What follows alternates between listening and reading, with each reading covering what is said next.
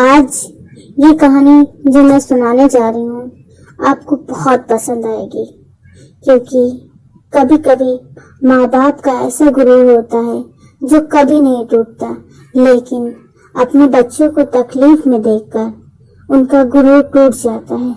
लेकिन जब वही बच्चे उनका ही गुरूर फिर से तोड़ते हैं तो कैसा महसूस होता है।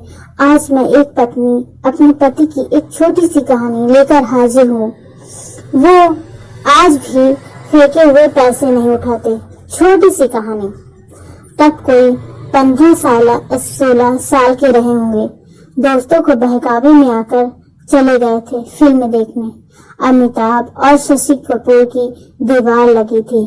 घर आए तो जमकर कूटे गए, लेकिन इस मार के बाद भी बच्चन साहब बहुत गहरे छाप छोड़कर उनके दिल दिमाग पर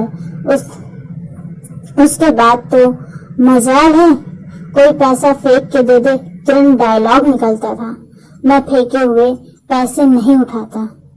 अपने पिता से इसी डायलॉग के लिए खूब लतियाए गए, लेकिन जिद थी तो थी। उम्र बढ़ी, संबंध बढ़े, लेकिन उनकी आदत वही रह गई। कोई भी कुछ फेंक कर दे तो रौब आ जाता था। फिर से वही डायलॉग। मैं फेंकी हुई चीज नहीं उठाता। पत्नी ताहा परेशान थी इतनी इनकी इस आदत से। अरे और तो और बेटों को भी कह देते थे कई बार जब कभी वो कोई चीज फेंक कर पकड़ाता। जिंदगी बीतती रही, जैसे तैसे सब चलता रहा। जो चल रहा था वो अच्छे से थोड़ा ही कम था। दिक्कत किसी बात की थी ही नहीं। जरूरत से ज्यादा कुछ जोड़ नहीं पाए थे, लेकिन जो था सही था। मगर समस्या ये थी कि जिंदगी हमेशा सब सही रहने कहाँ देती है। इकलौता बेटा बीमार पड़ गया।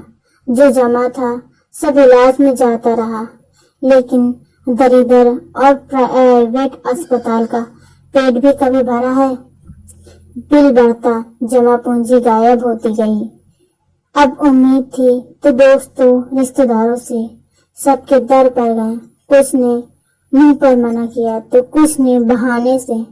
हाँ, एक साहब थे जिन्होंने सारा खर्च देने का वादा किया, लेकिन दिक्कत ये थी कि यह जब पैसे लेने जाते तब वह पैसे टेबल पर फेंक कर ही देते। कोई बड़ी बात नहीं थी, ऐसा वो नहीं कर रहे थे। ये तो समय की चाल थी। बेटे की जान से ज्यादा कीमती सिद्धांत या फिर कोई फिल्म नहीं थी। उन्होंने फेंके हुए पैसे भी उठाए।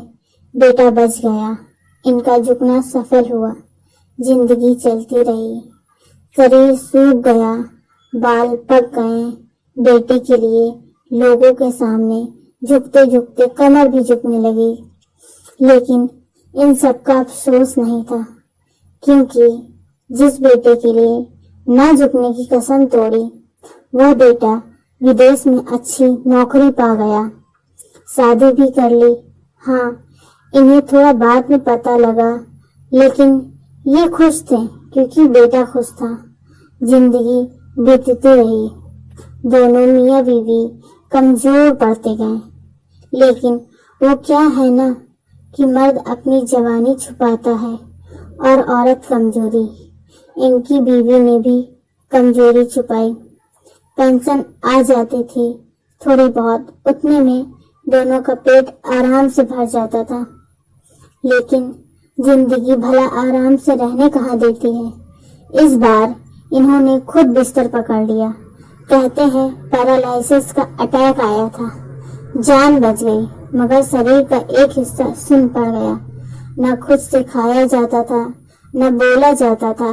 उठने चलने की तो बात बहुत दूर थी। सौभाग्य इनका कि उन दोनों बेटों को किसी काम से शहर लौटना पड़ा। अकेला आया था, पोती और बहू साथ नहीं थी। चलो कोई ना, बेटा तो आया। शाम को वापसी की फ्लाइट थी। 4 दिन के से पास ही एक बड़े होटल में रुका हुआ था। अब काम ज्यादा था तो कैसे आता। हाँ, लेकिन जाने से पहले पिता को देखने आ गया था। माँ के हाथ के खाने को कभी मना करता था, आज भी शायद कहता कि माँ खाना दे दो, भूख लगी है। लेकिन वो महंगे होटल से खा कर आया था, अब बेचारा भरे पेट में खाना कहाँ डालता। माँ ने फिर भी जबरदस्ती चाय पिला दी। अब निकलने का समय था। वो पड़े पड़े सब देख रहे थे। मन हो रहा था उठ के सीने से लगाने, लेकिन बेचारे उठ नहीं सकते था। हाँ, बेटा चाहता तो गले लगा लेता, लेकिन जाते हुए बोला, ये कुछ पैसे रख लो माँ, बाकी दिक्कत हो तो फोन करना। इतने कहते हुए उसने एक नोटों की हल्की सी गड्डी टेबल पर पटक दी। ये देखकर उनकी आंखें बोल उठी। आंसू की एक लकीर किनारों से आजाद होकर बह गई। नहीं कह सकता ये इस खुशी के आंसू थे कि बेटे ने मदद की या फिर किसी दुख के। उनकी पत्नी ने एक झलक उन्हें देखा और उठ खड़ी हुई। टेबल से नोटों की गड्डी उठाकर फिर से बेटे के हाथ में थमाते हुए बोली, बेटा, वो आज भी फेंके हुए पैसे नहीं उठाते। इतना सुनना था कि उनकी आंखें फिर से खिल गईं। लगा कि जैसे उन इस सुन्न पड़े शरीर में नई ऊर्जा भरी जा रही हो। अब बेटे के पास वहां रुकने की कोई वजह नहीं थी और इन दोनों को बेटे के जाने का कोई गम भी नहीं था। ये कहानी आपको कैसी लगी? प्लीज कमेंट्स में जरूर बताएं और हमारे चैनल को लाइक, शेयर एंड सब्सक्राइब जरूर करें। Thank you.